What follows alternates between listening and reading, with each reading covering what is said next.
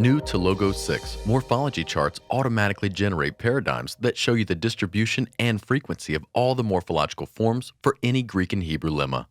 So imagine that I'm reading through a text like Matthew 19:18, and in his recounting of several commandments, Jesus states, "You shall not murder, you shall not commit adultery, you shall not steal, and you shall not bear false witness."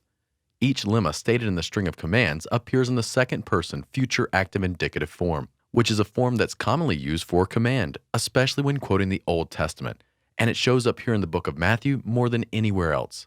To see all of the forms for the various lemmas used in this passage, I can open up the morphology charts, then input the Greek lemma for murder, and see all of the forms for this term and where they appear in the New Testament. When I click on the second person future active indicative form, Logo shows me occurrences of this form in the New Testament, two of which appear in Matthew.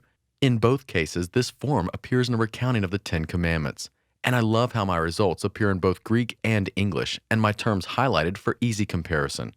Going back to the ESV, I can do the same thing for the next verb in this verse by right-clicking the verb to commit adultery, then copying the lemma, moikuo, then input this term into the Morph chart, and see every form of this lemma in the New Testament. Again, we can click on the second person future active indicative form, and Logo shows me occurrences of this form in my Bible. Most of the occurrences of this form appear in Matthew's Gospel when someone's recounting the Ten Commandments. It's worth noting that this form also shows up in the book of Romans when Paul's quoting the Ten Commandments.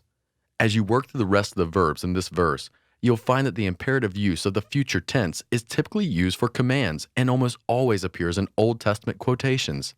And we uncover this information quickly and easily with the new Morph Charts Interactive. To upgrade to a base package that includes the new morphology charts, click Get Logos now.